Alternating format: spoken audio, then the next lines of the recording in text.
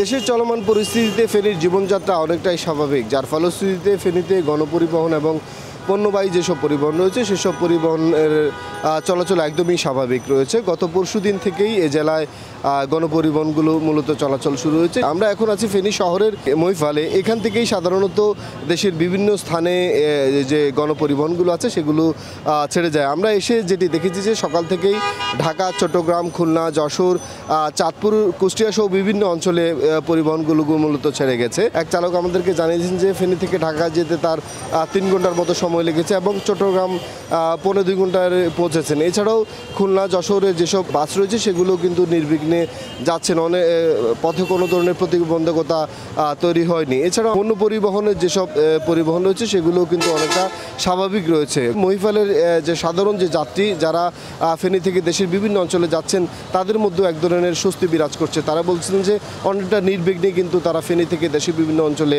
যেতে পারছেন। এ ছিল ফেনীর মহিফাল থেকে আমার কাছে সর্বশেষ।